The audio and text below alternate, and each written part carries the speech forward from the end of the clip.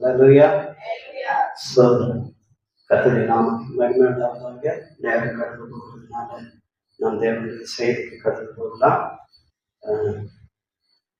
ஒரு வசனத்தை வாசிக்கலாம். யாக்கோபின் புஸ்தகம் 5ஆம் அதிகாரம் 17ஆவது வசனத்தை வாசிக்கலாம்.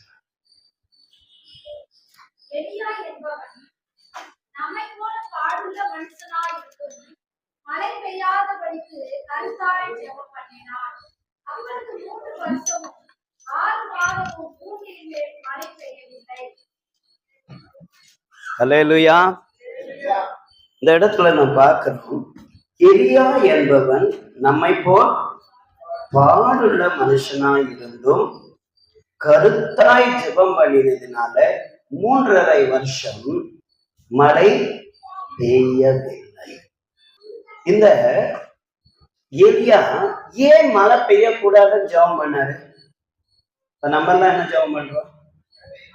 மழை பெய்யணும், நேரத்துக்கு வரமாட்டேங்குது, வெயில் அதிகமா இருக்கு அப்படின்னு ஜெபம் பண்றோம். மழை வந்துருச்சுன்னா ஏண்டா வந்துச்சுன்ற மாதிரி ஜெபம் பண்ணிட்டு இருப்போம்.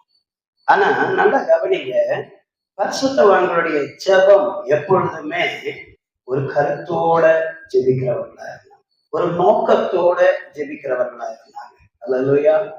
நல்ல கவனிங்க, யாருமே மழை வேண்டாம், பனி வேண்டாம், நம்முடைய தேசம் சோதரம் பஞ்சத்திலேயோ பட்டினியிலையோ வாழணும் அப்படின்னு யாராவது ஒரு ஊழியக்காரன் விரும்புவானா? அப்ப ஏன் இந்த மாதிரி ஜெபம் பண்ணா? கேள்வி வருதா இல்லையா? ஏன் ஜெபம் பண்ணா? உங்களுக்கு ஏதாவது தெரியுமா? அதுக்கு ஒரு பின்னணி இருக்கு. அல்லேலூயா. பாருங்க, அந்த நாட்களிலே, எலியாவின் நாட்களிலே, அந்த ஜெபம் பண்ண அந்த நேரத்துல அந்த தேசத்திற்கு, இஸ்ரவேல் நாட்டுக்கு ராஜாவா இருந்தவர் யாருன்னா ஆகாப். ஆகாப் யாரை கல்யாணம் பண்ணி இருந்தாருன்னா, ஒரு பாகாலை ஆராதிக்கிற யெசபேல் என்ற பெண்ணை அவன் கல்யாணம் பண்ணியிருந்தான். அல்லேலூயா. அப்ப கவனிங்க, ஸ்தோத்திரம். இந்த யெசபேல் என்ன பண்ணதுன்னா, அந்த ஆகாவை வழி விலக பண்ணி, அவன் தேவனை ஆராதிக்கிறவன் தான், அவன் தேவனை பற்றி அறிந்தவன் தான், பிறந்ததுல இருந்து தேவனை குறித்த ஒரு அறிவு இருக்கிறவன் தான், யெகோவா தேவனை குறித்து. ஆனா அவனுடைய மனதை திருப்பும்படிக்கு இந்த பாகாலை ஆராதிக்கிற யெசபேல் அவனை என்ன பண்ணிடுச்சு? ஸ்தோத்திரம், மாற்றிய. அப்ப கவனிங்க பிரியமான தேவனுடைய பிள்ளைகளே, இந்த நேரத்துல என்ன நடந்ததுன்னா, நீங்கள் பாத்தீங்கன்னா இஸ்ரவேல் ஜனங்களுடைய ஆசீர்வாதம் எதுல இருக்குன்னா, பனியிலும் மழையிலும். அல்லேலூயா. நீங்க பாத்தீங்கன்னா இஸ்ரவேல் தேசத்துல அதிகமா மழை பெய்யாது. இஸ்ரவேல் நாட்டை நீங்க அந்த சூழ்நிலைகள் எல்லாம் பாத்தீங்கன்னா, தண்ணி கூட எங்க இருந்து எடுக்கிறாங்க தெரியுமா? இப்ப ஒரு நியூ இன்ஸ்ட்ருமெண்ட் ஒன்று கண்டுபிடிச்சிருக்காங்க. இந்த இயற்கையில அந்த கிளைமேட்ல இருக்கிற அந்த தண்ணீரை உருவுகிற ஒரு கருவியை கண்டுபிடிச்சு அதுல இருந்து வர்ற தண்ணீரை குடிக்கிறதற்காக பயன்படுத்துறாங்க. சுத்தமான தண்ணீர் கொண்டு வர்ற மாதிரி. இதுல டெக்னாலஜில ரொம்ப ஸ்தோத்திரம் அட்வான்ஸ்டா இருக்கிறாங்க இஸ்ரவேல் ஜனங்கள். ஏன்னா தேவன் ஞானம் அவங்களுக்கு இருக்கு. அல்லேலூயா. தேவன் தான் அவங்களை உயர்த்துகிறார். எல்லா இனோவேஷன்ஸ் அவங்க முதல்ல கண்டுபிடிக்கிறது அவன் தான். ஏன்னா கர்த்தருடைய ஞானம். ரெண்டாவது நல்ல கவனிங்க, நீங்க யாக்கோபு ஆசீர்வதிக்கும் போது கூட ஸ்தோத்திரம், யாக்கோபை இசாக் ஆசீர்வதிக்கும் போது என்ன ஆசீர்வதித்தார்? வானத்தின் பனியினாலும். முதல்ல என்ன ஆசீர்வாதம் கொடுக்கிறாரு? பனியினால். அப்ப இந்த பனினாலதான் அதிகமான விளைச்சல், அதிகமான ஆசீர்வாதம் அவங்களுக்கு உண்டாகுது. ஆண்டவர் இஸ்ரவேலுக்கு பார்த்து ஒரு வசனம் சொல்றாரு, நான் இஸ்ரவேலுக்கு பனியா இருப்பேன். ஏன் மழையா இருப்பேன்னு சொல்றாரு? மழை வந்ததுன்னா எல்லாம் அடிச்சுட்டு போகும். பனி வந்துச்சுன்னா ஒரு சொட்டு கூட என்ன ஆகாது? வீணாக போகாது. அல்லேலூயா. நான் முழுமையா உனக்காக இருப்பேன். இப்ப மழை வந்துச்சுன்னா எல்லா பாதி தண்ணி காவலையும் சாக்கடையிலையும் தான் போகும். இப்ப இருக்கிற நிலைமைக்கு பூமியில ஊறுற மாதிரி ஒரு இடமும் இல்லை. ஏன்னா பிளாஸ்டிக் அது இது போட்டு நல்லா கான்கிரீட் ரோடு போட்டு தண்ணியே ஊறாதபடி பண்ணிட்டாங்க. அசல் கான்கிரீட் ரோடே போடக்கூடாது. ஆனா இன்னைக்கு என்ன பண்றாங்க? நீடிய நாள் உழைக்கும் அப்படின்னு நினைக்கிறாங்க. ஆனா மழை வந்ததெல்லாம் பூமியில போகாம வீணா போயிட்டு இருக்கு.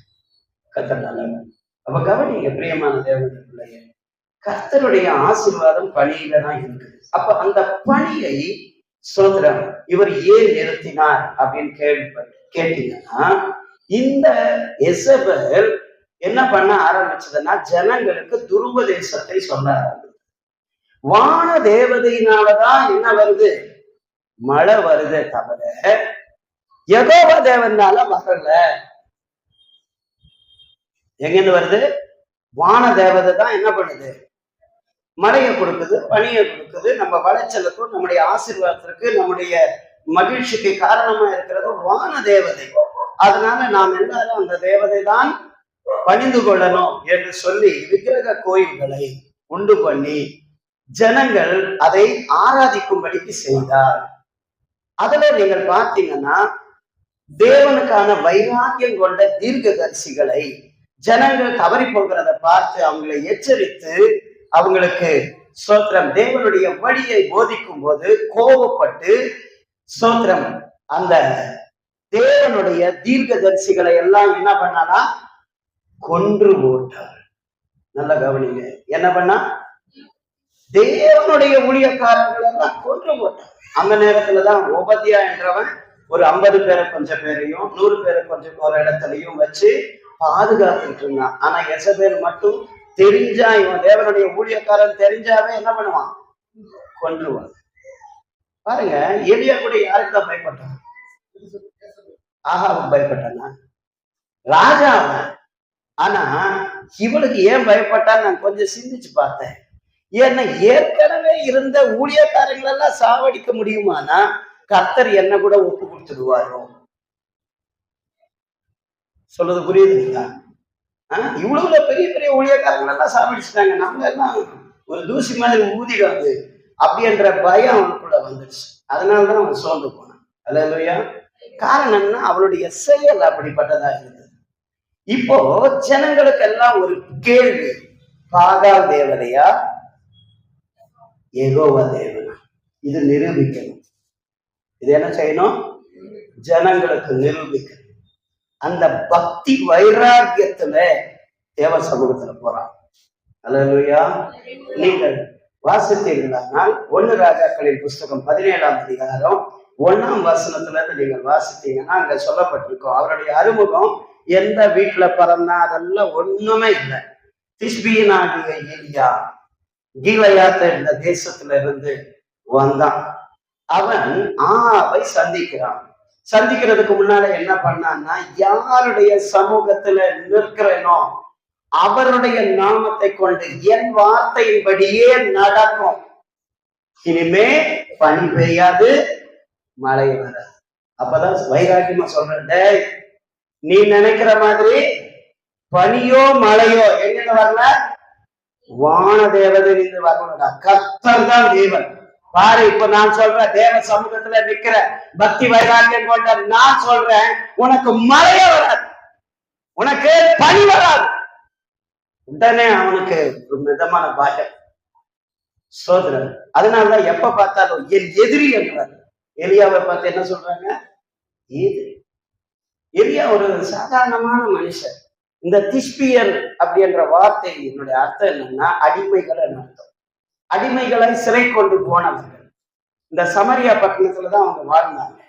இந்த கீலாத் என்ற அந்த சமரியா உடைய நாட்டுல அவங்க வாழ்ந்தாங்க. அந்த திஷ்பியர் என்ற அந்த ஊர்ல இருந்த ஜனங்கள் எல்லாம் யாருன்னா அடிமைகளாய் கொண்டு போகப்பட்டவர்கள். அவர்கள் அடிமைகளாய் விற்கப்பட்டவர்கள். சொந்த அதிகாரம் அவங்களுக்கு ஒண்ணு இல்லை. ஆனா அதற்குள்ள இருந்து வந்த ஒரு மனுஷன் பக்தி வைராக்கியம் கொண்டவனாயிருந்தான்.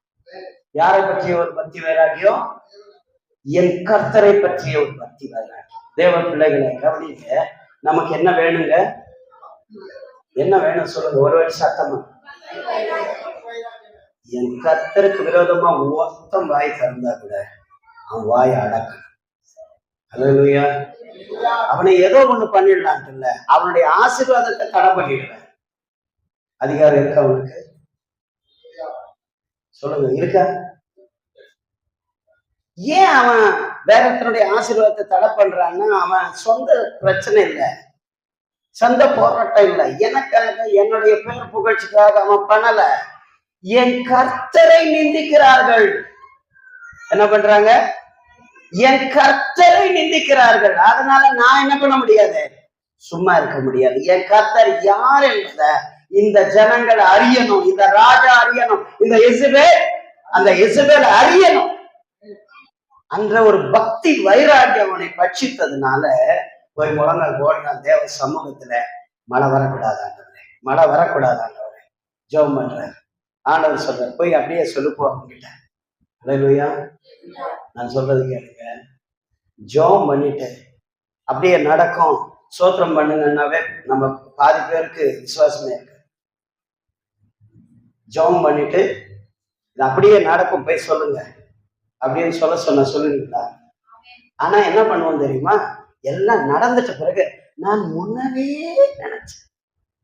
கொஞ்சம் தீர்க்கதரிசிகள் ரொம்ப பேர் இருப்பாங்க, அவங்க நடக்கிறது முன்னவே சொல்ல மாட்டாங்க, நடந்த பிறகு சொல்லுவாங்க. ஆண்டவர் எனக்கு அப்பவே வெளிப்படுத்தினார். ஒரு ஆக்சிடென்ட் நடக்குதுன்னா நடக்கிறதுக்கு முன்னாடி சொல்ல மாட்டாங்க, நடந்த பிறகு இது நடக்கும் ஆண்டவர் எனக்கு முன்னவே சொன்னார். அப்ப என்ன பண்ணிக்கிட்டு இருந்த? இந்த பின்னால நடக்கிற காரியம், நடந்த சம்பவங்களை சொல்றதுக்கு குறி சொல்றவங்களே போதும். நம்ம குறி சொல்றவங்க இல்லை, நடக்க வேண்டிய காரியங்களை முன்னெச்சரிக்கையா ஜனங்களுக்கு அறிவிக்கிறது தான் நம்முடைய வேலை. நான் முன்னவே நினைச்சேன், முன்னவே ஆண்டவர் எனக்கு சொன்னார். சொல்லும்போது எச்சரிக்காம என்ன பண்ணிட்டு இருந்தேன்? அந்த ரத்தப்படி உண்மைதான் வரும். கர்த்தர் வெளிப்பட்டும் சொல்லலைன்னா யார் மேல வரும்? அந்த படி அவன் மேலதான் வரும். அவனுக்காக ஜெபிச்சியா? அவனுக்கு போய் சத்தியத்தை சொன்னியா? அல்லேலூயா. அவ பாருங்க, இவர் ஜெபம் பண்ணிட்டாரு ஆண்டவர்கிட்ட. இப்ப ஆண்டவர் சொல்றாரு, போய் சொல்லு, ஆஹாப் கிட்ட போய் சொல்லு. அல்லேலூயா. அப்ப கவனிங்க, அங்க போய் என்ன பண்ணணும்? மழை வராது, பனி பெய்யாது அப்படின்ட்டு தைரியமா என்ன பண்றாரு? சொல்ல. ஒரு ராஜாவின் முன்னால போய் சொல்லணும்னா முடியுமா? யோசித்து பாருங்க. நேற்று கூட பிரதர் ஒரு காரியம் சொல்லிட்டு இருந்தார். ராஜாவுக்கு காரணமே தேவையில்லை ஒண்ணு சாகடிக்கணும்னு. நோவா பிரதர் சொல்லிட்டு இருந்தார். அவனுக்கு காரணமே தேவையில்லை. நீ அங்க உட்கார்ந்துட்டு இருக்கும்போது நீ சிரிச்சு என்ன ஏன் சிரிச்சான்ட்டு சாவடிச்சுக்கணும், நீ அழுதுன்னு ஏன் அழுதுன்ட்டு சாவடிச்சுக்கணும், காரணமே இருக்காது. அப்படிப்பட்ட பைத்தியக்காரன் முன்னால போய் நிக்கிற இவன் ஸ்தோத்திரம் எப்படி இருக்கும்? ஆனா பக்தி வைராக்கியம் அவனை என்ன பண்ணுது? ஸ்தோத்திரம் தைரியப்படுத்தினது. அல்லேலூயா. நான் சொல்றேன், தேவனுடைய பிள்ளைகள் சொல்றேன்னா, தேவனை பற்றிய ஒரு பக்தி வைராக்கியம் நமக்குள்ளே எப்பொழுதும் எரிந்து கொண்டிருக்கணும். ஆமென். தேவ வசனம் உங்களுக்குள்ள இருக்குமானா, தேவனை பற்றிய ஒரு பக்தி வைராக்கியம் உங்களுக்குள்ள இருக்குமானா, நீங்க புறஜாதி ஜனங்கள் மத்தியில தேவனை தூஷிக்கிறவர்களை பார்த்தா சும்மா இருக்க மாட்டீங்க. நீ தேவ சமூகத்துல நிற்ப, தேவனுக்கான வார்த்தையை பெற்றுக்கொள்வ, அங்க போய் ஸ்தோத்திரம் சொல்லுவ. அல்லேலூயா. பாருங்க, இந்தியாவுடைய பக்தி வைராக்கியம் 3.5 வருஷம் மழை வராதபடிக்கு செய்து. அல்லேலூயா. பிறகு கர்த்தரே ஸ்தோத்திரம் அவனை சொல்லி போதும். இங்க பாருங்க, சமரியாவிலே மழை வராது, பனி பெய்யாதுன்னு சொன்னாரு. ஆனா நீங்க யாக்கோபுல வாசிச்சீங்கன்னா பூமி எங்கிலும் என்ன செய்யல? கர்த்தர் நீ வேண்டிக் கொள்றதை காட்டில அதிகமா செய்வார். சொல்லுங்க, என்னடா இதெல்லாம்? சமரியா என்ன சமரியா? பூமி எங்கிலும் உன் வார்த்தையின்படிதான் நடக்கும். நீதான் ஆளுகை செய்கிற, உன் வார்த்தையின்படி நடக்கும். அந்த பக்தி வைராக்கியம் நமக்குள்ள இருந்ததுன்னா ஜபமே வித்தியாசமா மாறிடும். சொல்லுங்க அல்லேலூயா. நான் ஜெபிச்சா கர்த்தர் இந்த காரியத்தை செய்வார் என்ற நிச்சயம் நமக்குள்ள இருந்ததுன்னா நம்ம ஜப ஸ்டைல் எல்லாம் மாறி அழுதுகிட்டு புலம்பிக்கிட்டாலும் உட்கார முடியாது. அல்லேலூயா. இயேசுவின் நாமத்துல பிசாசே உன்னை ஃபுட்பால் ஆடுறேன்னு சொல்லிட்டு அடிச்சுட்டு போயிட்டே இருக்கலாம். ஆமென். ஆனா ஏன் இன்னைக்கு அந்த பக்தி வைராக்கியம் இல்லை? ஏன்னா நம்முடைய விசுவாசம் நம்முடைய ஆண்டவருக்கு உண்மையாய் ஒழுங்காய் நடக்காததுனாலதான் நாம் இன்னைக்கு என்ன ஆயிருக்கிறோம்? எதிர்பார்த்த நன்மைகளை பெற முடியாம, கர்த்தருடைய கரம் நமக்கு துணை இருக்கிறதை நாம் கண்டுபிடிக்க முடியாம இன்னைக்கு ஸ்தோத்திரம் இருக்கிற நிலைமையில இருக்கிறோம். நான் சொல்றேன், நீங்க தேவனோட சரியான உறவை பாதுகாத்தீங்கன்னா நீங்கள் சொல்றதுதான் வேதம், நீங்கள் சொல்றதுதான் சட்டம். ஏமே, உன் வீட்டை நீதான் ஆசீர்வதிக்க. ஆமென். உன் பிள்ளைகளுக்கு நீங்க தான் வழிகாட்டிகளா இருக்கிறீங்க. அவங்க உங்க வார்த்தை கேட்டாலே அவங்க நடுங்க. அல்லேலூயா. எங்க அப்பா சொல்லிட்டாரு, எங்க அம்மா சொல்லிட்டாங்க, அதுக்கு மிஞ்சி ஒரு வழி கொஞ்சம் கூட மாறினா ஆபத்து இருக்குடான்ற ஒரு பயம் வரணும். சொல்றது புரியுதுங்களா? ஏன்னா என் அப்பா என் அம்மா ஜெபிக்கிறவங்க. அல்லேலூயா. என் வீடு ஜெபிக்கிற குடும்பம். அவங்க சொல்லிட்டாங்கன்னா அது நடக்கும் என்ற பயம் யாருக்குள்ள வரணும்? நம்முடைய பிள்ளைகளுக்குள்ள வரணும். ஆமென். அந்த பக்தி வைராக்கியம் நம்முடைய சுற்று பக்கத்துல இருக்கிற ஜனங்களுக்குள்ள வரணும். இவர்கள் தேவனோட இருக்கிறவர்கள். அவன் சொல்றான், யாருடைய சமூகத்துல நிக்கிறேனோ, அந்த வார்த்தை எனக்கு ரொம்ப பிடிக்கும். தமிழ்ல யாருக்கு முன்பாக நான் நிற்கிறேனோ என்ற வார்த்தை வாசிங்க. 1:17 ராஜா. இறையாற்றின் குடிகளிலே ம் கிறிஸ்தியனாகிய எலியா ம் ஆகாபை நோக்கி, ம் என் வாக்கின்படியே அன்றி ம் ம் இந்த வருஷங்களிலே ம் பனியும் மழையும் பெய்யாதிருக்கும் என்று ஆ. இஸ்ரவேலின் தேவனாகிய கர்த்தருக்கு முன்பாக நிற்கிற கர்த்தருக்கு முன்பாக நிற்கிற நான் சொல்லும்படி. அவருடைய ஜீவனை கொண்டு சொல்கிறேன். ஹல்லேலூயா. நான் சொல்றதுதான் ஆண்டவர் சொல்றது. ஆமென். நான் சொல்றேன், அந்த பக்தி வைராக்கியம் நமக்குள்ள வரணும். நம்ம யாருன்னா ஒரு சாதாரணமான ஜனம் இல்லை. தேவனுடைய அதிகாரம் பெற்றவர்கள். தேவனுடைய ஆளுகை நம்ம மேல் இருக்கு. நம்முடைய வார்த்தையை கர்த்தர் என்ன செய்கிறாரா?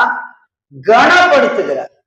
ஆனா அந்த கனத்துக்குரியவர்களாய் நாம் வாழ வேண்டியது அவசியம். நான் சொல்றேன், பிரியமான தேவனுடைய பிள்ளைகளை, நீங்க யாருமே இங்க சாதாரணமான ஆட்கள் இல்லை. கர்த்தர் உங்களை விசேஷித்த நோக்கத்தோட கர்த்தர் தெரிந்து வைத்திருக்கிறார். நான் சொல்றேன், பிரியமான பிள்ளைய, நீ கர்ப்பத்துல உருவாகிறதுக்கு முன்னாலேயே உன்னை பற்றிய எல்லா காரியமும் அவர்கிட்ட இருக்கு.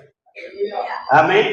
அவர் என்ன அனுமதித்தாலும் உனக்கு சமாதானத்துக்கு ஏதுவாகவே அனுமதித்த என்றார்.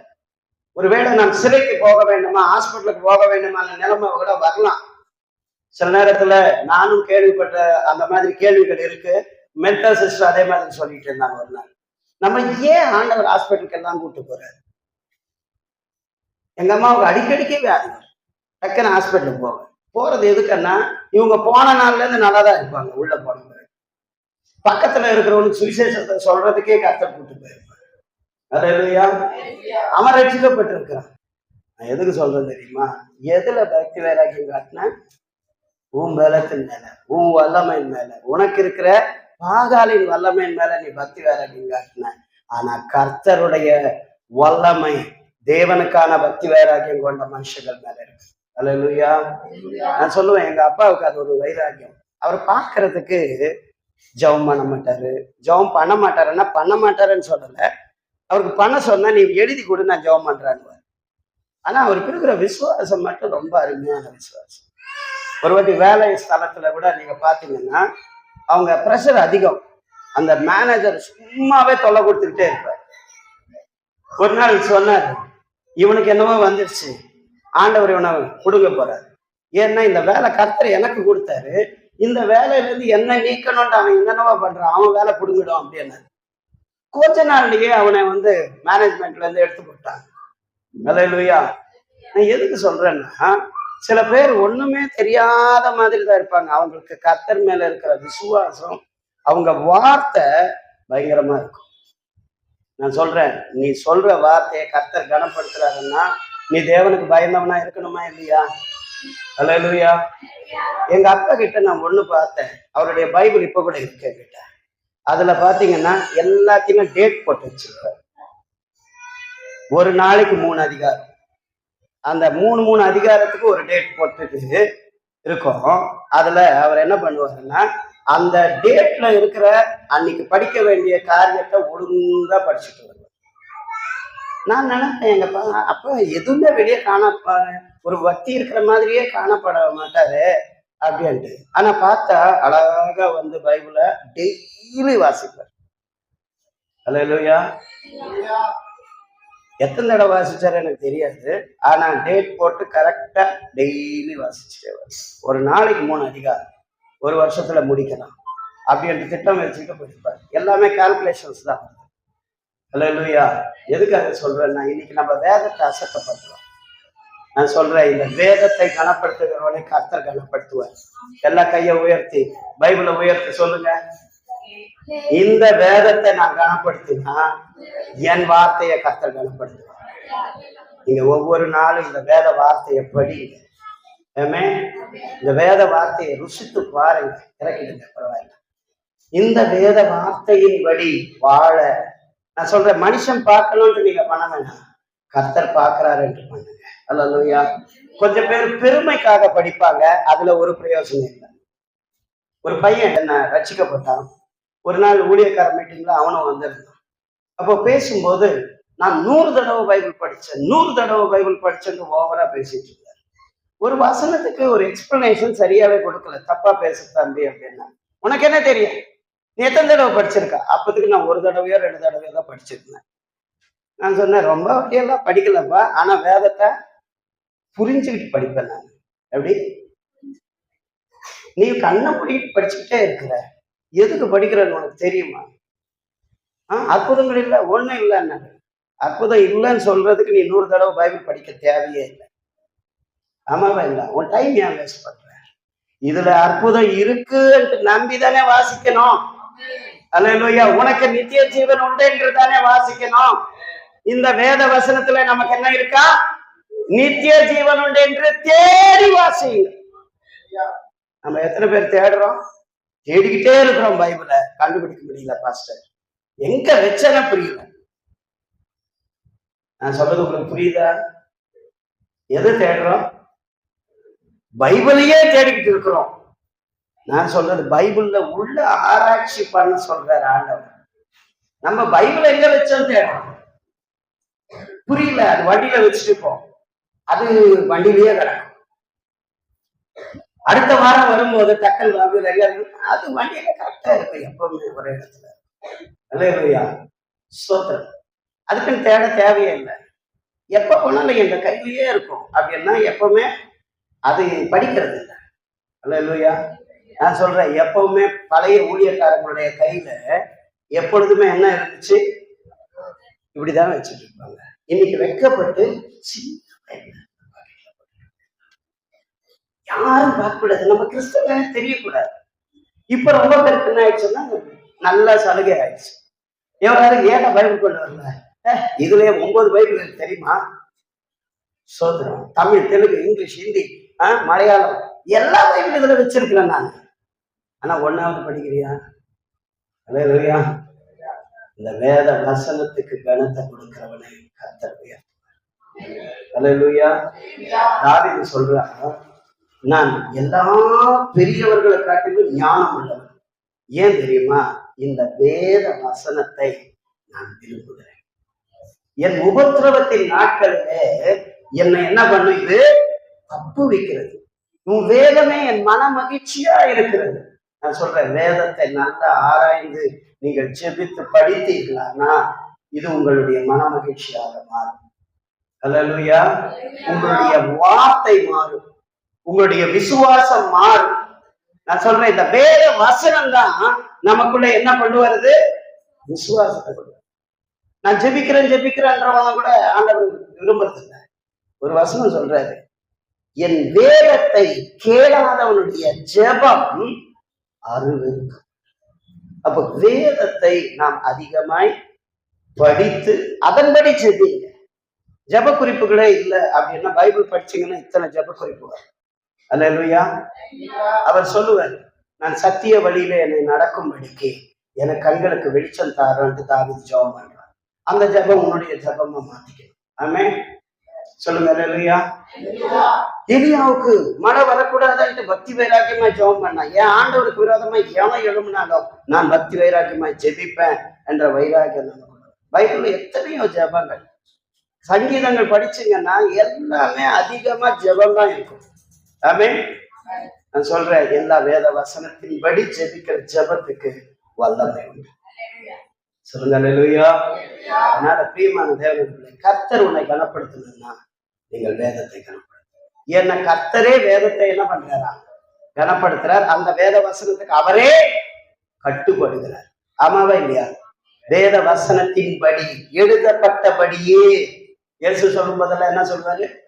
எழுதப்பட்டபடியே நான் செய்கிறேன், எழுதப்பட்டபடியே நான் வந்தேன், எழுதப்பட்டபடியே அற்புதங்களை செய்கிறேன், எழுதப்பட்டபடியே பிசாசுகளை துரத்துகிறேன். எல்லாமே எழுதப்பட்ட பிறகுதான் எல்லாமே நடக்குது. அப்ப உன்னை குறித்து இந்த வேதத்துல என்ன எழுதப்பட்டிருக்கோ அது நடக்கணும்னா நீ அதை அறிய. அல்லேலூயா. வேத வசனத்துக்கு பற்றிய ஒரு பக்தி வைராக்கியம், ஜெபத்துல ஒரு பக்தி வைராக்கியம் நமக்கு வேணும். அல்லேலூயா. நேரம் இல்லை, நான் சுருக்கமா முடிக்கிறேன். அப்ப எலியாவுக்குள்ளே இருந்த பக்தி வைராக்கியம் என்னன்னா தன் தேவனை குறித்த பக்தி வைராக்கியம். ஒருவனும் கர்த்தர் கர்த்தர் என்று சொல்லக்கூடாது. அதுக்காக என்ன பண்ணாரு? நல்லா கவனிங்க. பனி இல்லை, பனி இல்லாத நேரத்துல என்ன கொண்டு வந்தாரா? அக்கினி கொண்டு வந்தாரா? மழை இல்ல, பனி இல்லைன்னா எப்படி இருக்கும் கிளைமேட்? பயங்கரமா வறட்சி மட்டும் இல்ல, பயங்கரமான சூடு. அந்த டைம்ல பலிபீடத்தின் மேல என்னதான் கொண்டு வர்றாரு? அக்கினி. அல்லேலூயா. அவனை பார்த்து சொல்ற, எங்களை துன்பப்படுத்துறவன் வந்துட்டான். அல்லேலூயா. கலகம் பண்றவங்க, துன்பம் படுத்துறவங்க அப்படின்ட்டு அவனை பத்தி சொல்லப்பட்டிருக்கும். அப்ப கவனிங்க பிரியமான தேவனுடைய பேர், பலிபீடத்தின் மேல அக்கினி இறங்கணும். ஜெபம் பண்ணாரு, அக்கினி இறங்கினது. கர்த்தர் தேவனானால் தேவனை தொடர்ந்து கொள்ளுங்க. ஆமென். அப்ப எல்லாரும் இப்ப என்ன பண்றாங்க? கர்த்தரே தேவன், கர்த்தரே தேவன், கர்த்தரே தேவன் என்று ஆர்ப்பரிக்க ஆரம்பித்தார்கள். ஹல்லேலூயா. அங்கிருந்த 450 தீர்க்கதரிசிகளையும் என்ன பண்ணாங்க? வெற்றி போட்டார். இதுக்கு முன்னால அந்த இசபேல் என்ன பண்ணா? தீர்க்கதரிசிகளாய் தேவனுடைய தீர்க்கதரிசிகளை சாவடித்தார். இப்போ அவர்களுடைய தீர்க்கதரிசிகள் எல்லாரும் அழிக்கப்பட்டார்கள். அல்லேலூயா. அந்த பக்தி வைராக்கியம். இன்னொரு இடத்துல ஆண்டவர்கிட்ட சொல்றாரு, ஆண்டவரே நான் மட்டும் மீதியா இருக்கிறேன். இசபேல் ஒரு செய்தி அனுப்பும் போது என்ன சொல்றாரு ஆண்டவர்கிட்ட? நான் மட்டும் பக்தி வைராக்கியமா இருக்கிறேன். ஆண்டவர் சொல்றாரு, நீ மட்டும் இல்ல, இன்னும் 7000 பேர் என்ன பண்றாங்க? பக்தி வைராக்கியம் உள்ளவர்கள் இருக்கிறாங்க. அல்லேலூயா. எலியா மாதிரி இருக்கிறவங்க இன்னும் எத்தனை பேர் இருக்கிறாங்க? சொல்லுங்க. எலியா போல இருக்கிறவங்க, அதுல நானு இருக்கிறேன்னா? ஹலோ, அதுல நான் இருக்கிறேன்னா? என்ன சந்தோஷ்? சாம், அந்த பக்தி வைராக்கியத்துல நான் இருக்கிறேன்னா? சொல்லணும். ஆமேன். 7000 பேர் இருக்கிறாங்கன்னா அன்னைக்கு இல்ல, உலகம் முடிகிறவர்களோ எல்லாரும் பக்தி வைராக்கியம் உள்ளவர்கள் எனக்காக எப்பொழுதும் இருப்பார்கள். இன்னைக்கு இங்கேயும் இருக்கிறாங்க.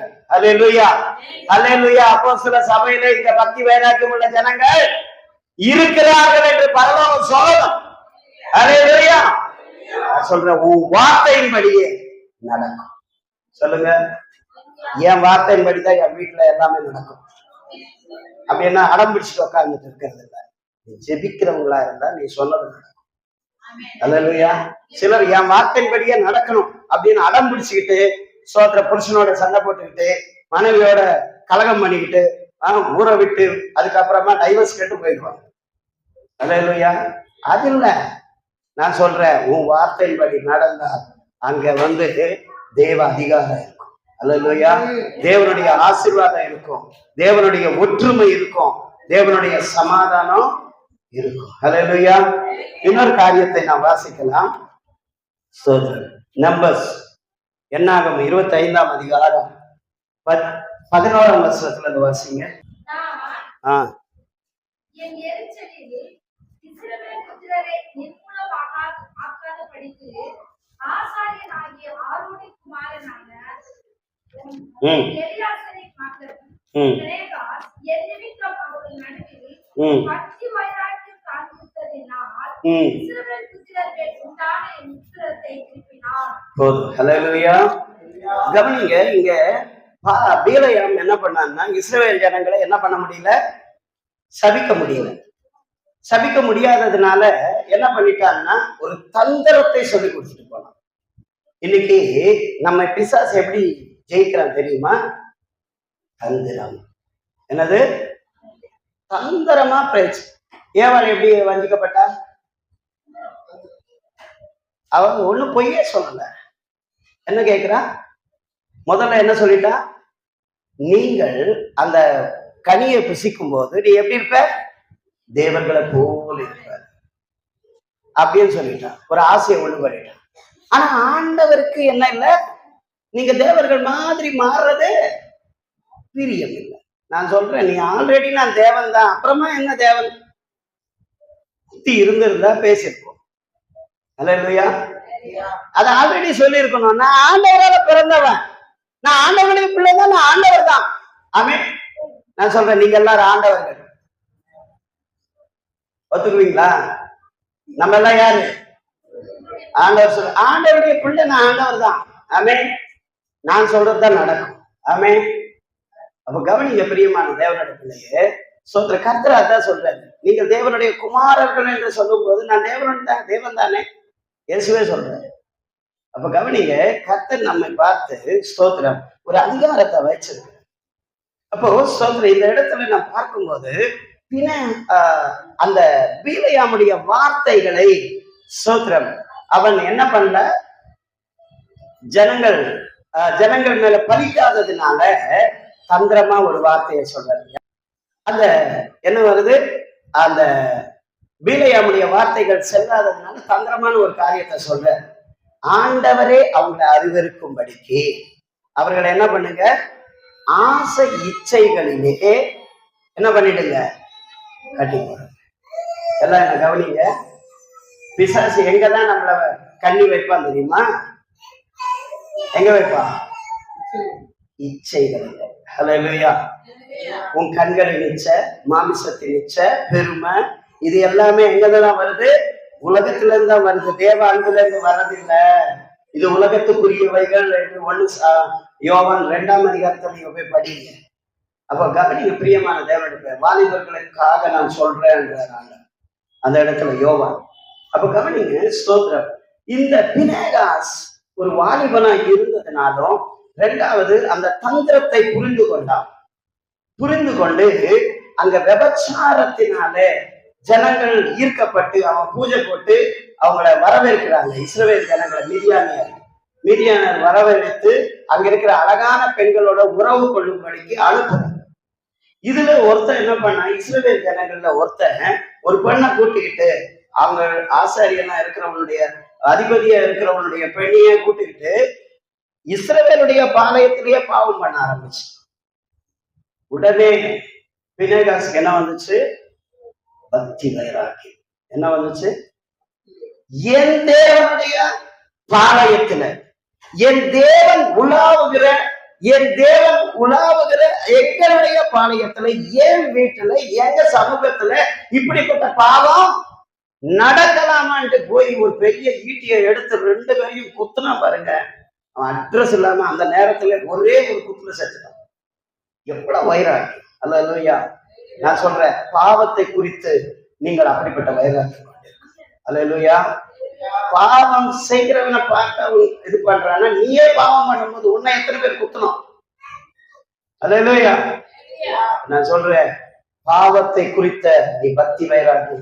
அந்த பாவத்தை நான் செய்ய மாட்டேன், இந்த பாவம் அருவருக்கத்தக்கது, என் கர்த்தருடைய பார்வைக்கு அருவருக்கத்தக்கவைகளை நான் செய்ய மாட்டேன், உலகத்தின் இச்சைகளிலே நான் போய் தலையிட மாட்டேன். அல்லேலூயா.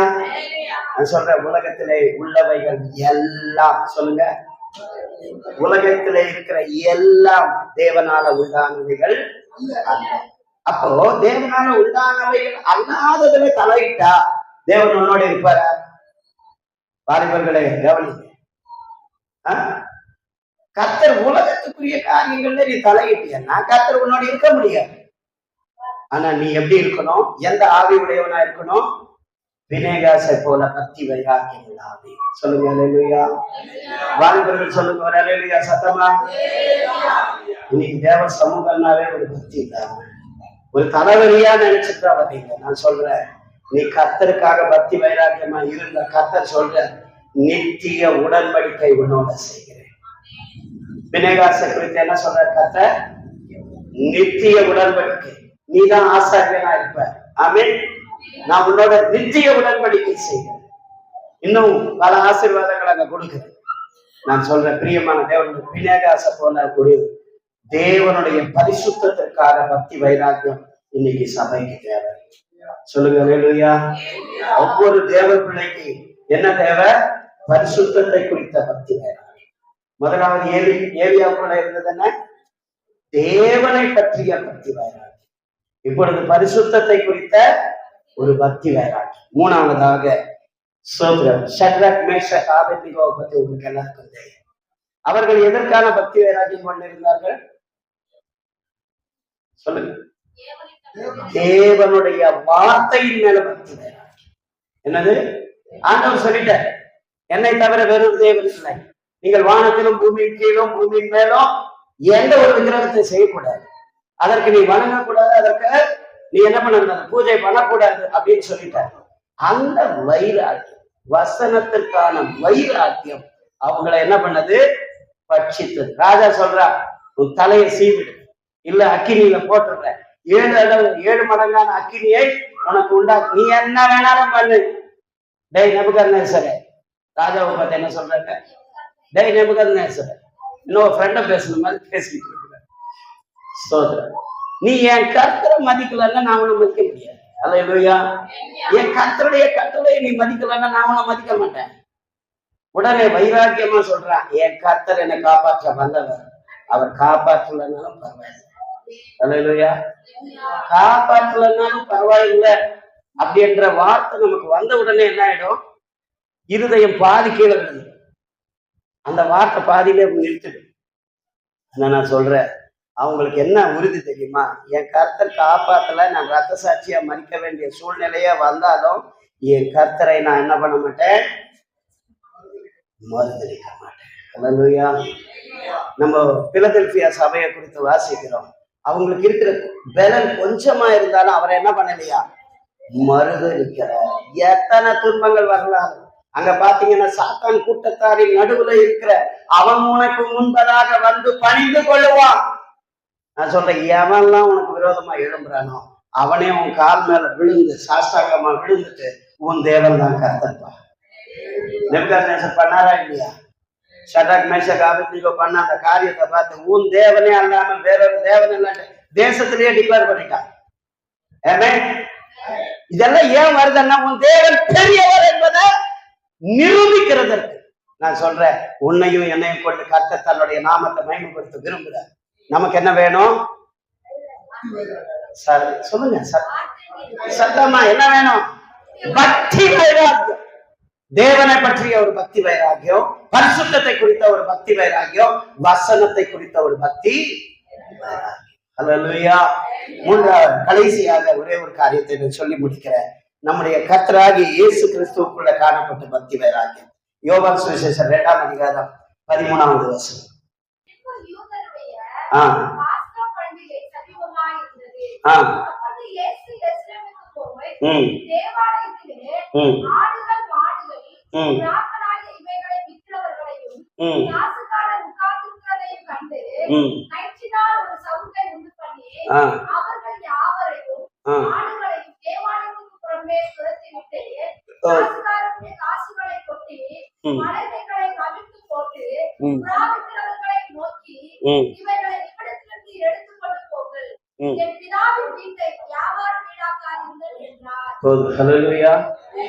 சபையை என்ன ஆக்கிட்டாங்க? தேவாலயத்தை என்ன பண்ணிட்டாங்க? வியாபாரம் பண்றவங்க. சிலர் சபைகளை மேரேஜ் பியூரோ ஆக்கிடுறாங்க. வர்றதே எதுக்காக வருவாங்க? பொண்ணை பார்க்கறதுக்கு, பையனை பார்க்கறதுக்கு. சபை மேரேஜ் பியூரோ இல்லைங்க. அல்லேலூயா. அந்த பொண்ணு நல்லா இருக்கிற மாதிரி இருக்கு, பாஸ்டர் பொண்ணு கொஞ்சம் பேக். அல்லேலூயா. இன்னைக்கு சபைகள்ல நடக்குது. ஏன் சர்ச்சுக்கு வந்தாங்கன்னா, ஒரு அம்மா வந்துச்சு, காலெல்லாம் கொஞ்சம் டேமேஜ். அந்த அம்மாவுக்கு சர்ச்சுக்கு வந்து பாஸ்டர் அம்மா கிட்ட சொல்றாங்க, அவன் எப்படிப்பட்டவனோ தெரியாது, சர்ச்சுக்கே வந்ததே இல்லை. இவங்க வந்து நம்ம அந்த பையனுக்கு பொண்ணு பார்த்துடலாம், பொண்ணு பார்த்துடலாம். எங்கன்னு பார்க்க அவன் யாருன்னு தெரியாது, அவன் சாட்சி என்னன்னு தெரியாது, சபைக்கு ஒரு நாளும் வந்ததில்லை. அவனுக்கு என்ன பொண்ணு பார்க்கறது? பொண்ணு பார்க்குற வேலையா எங்க சபையில? சொல்லுங்க. அல்லேலூயா. சோத்திரம். வியாபார வீடாக்கிடுறாங்க. நான் சொல்றேன், பிரியமான தேவனுடைய பிள்ளைய, நம்ம வியாபார நோக்கத்தோட தேவ சமூகத்துல வரக்கூடாது. அல்லேலூயா. சுய லாபத்திற்காக செய்கிறது எல்லாமே வியாபாரம் தான். புரியுதா? தேவனை ஆராதிக்கணும்ன்ற எண்ணத்தோட வரணும். தேவனை ஆராதித்து மகிமைப்படுத்தணுன்ற எண்ணம் தான் நமக்கு இருக்கணும். ஆமே. அதுக்கு மிஞ்சி எல்லாமே ஆச்சாரம் தான். அங்க பாருங்க, புறா பலி எடுக்கிறதுக்கு தான் கொடுக்குறாங்க. ஆனா அதுல பல காரியங்கள் இருக்கு, டைம் இல்லை சொல்றதுக்கு. ஏன்னா நல்லதே புறா கொண்டு போனா கூட இதுல சொட்டை இருக்கு, இதுல இது இருக்குன்னு சொல்லிட்டு ஆசாரியை என்ன பண்ணுவான், அதை கம்மி ரேட்டுக்கு வாங்கி இன்னொரு ரேட்ல இது நல்லது கொடுக்குறேன்னு சொல்லி ஏமாத்தி அவங்கள காசாக்கி கொண்டிருந்தாங்க. அதனாலதான் கர்த்தர் சொல்றாரு. நான் எதுக்கு சொல்றேன்னா, இன்னைக்கு வேலம் போடுறது இதெல்லாம் வியாபார வீடு, சபை. அல்லேலூயா. நான் சொல்றேன், இதெல்லாம் தப்பான காரியம். ஆண்டவர் பக்தி வைராக்கியம் கொண்டு என்ன பண்ணாரு? சோத்திரம் எல்லாத்தையும் தூக்கி போட்டார். அல்லேலூயா. ஆலயத்தை குறித்த பக்தி வைராக்கியம் வேணும். ஆலயத்துல ஒழுங்கு வேணும். என்ன வேணும்? அங்க பலி செலுத்துறதுக்கு தான் வந்தோம், ஆனா நோக்கம் வேற. ஏதோ லாபத்தை எதிர்பார்த்து வர. நான் சொல்றேன், தேவ பிள்ளைய, நீ தேவ சமூகத்துக்கு வர்ற எந்த நோக்கத்தோட வர்ற?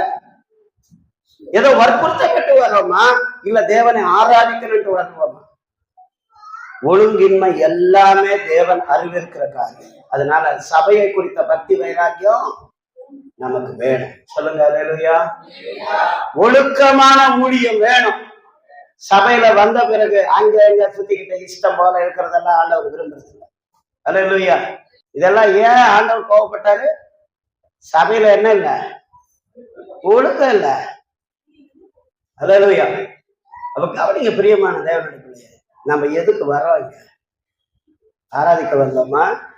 சும்மா அவங்க சாரி எப்படி இருக்கு, இவங்க எப்படி இருக்கிறாங்க, அவங்கள விசாரிக்க வந்தீங்கன்னா, கொஞ்சம் பேருக்கு மெசேஜ் டைம்ல தான் விசாரிப்பாங்க, உங்களுக்கு எப்படி இருக்கு உடம்பெல்லாம்.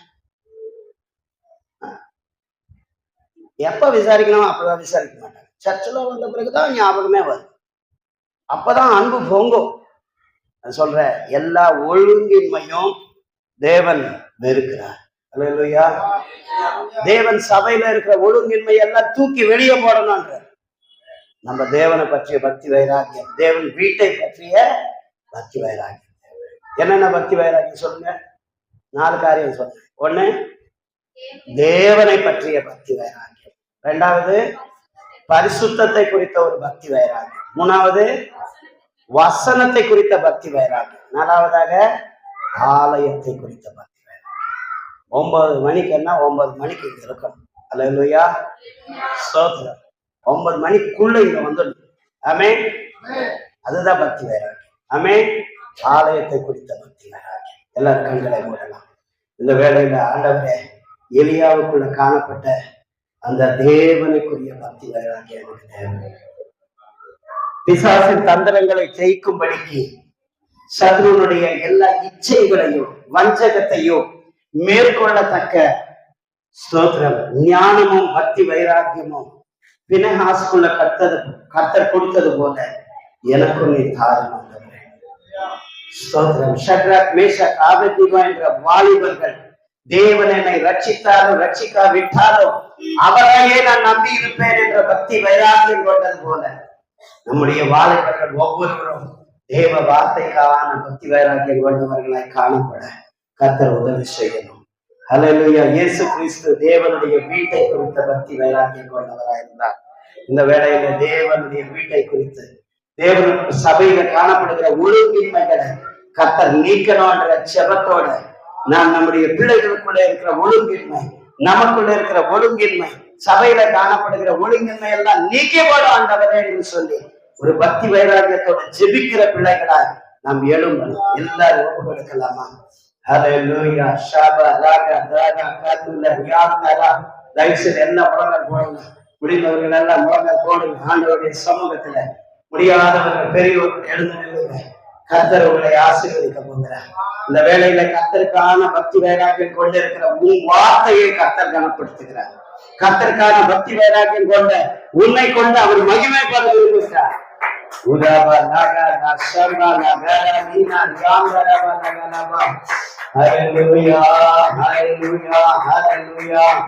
உமக்கே நன்றி ஆண்டவரே, நன்றி ஆண்டவரே, நன்றி ஆண்டவரே, உமக்கு நன்றி. ஸ்தோத்திரம், ஸ்தோத்திரம், ஸ்தோத்திரம், ஸ்தோத்திரம். எலியாவின் தேவன் நம் தேவன், வல்லமையின் தேவன் நம் தேவன். எலியாவின் தேவன் நம் தேவன், வல்லமையின் தேவன் நம் தேவன். ஏலி தாசர்களின் ஜெபம் கேட்டு வல்ல பெரிய காரியம் செய்திடுவார். கர்த்தரே தேவன், கர்த்தரே தேவன் என்றே ஆதரிப்போம். கர்த்தரே தேவன், கர்த்தரே தேவன் என்றே ஆதரிப்போம். ஸ்தோத்திரம்.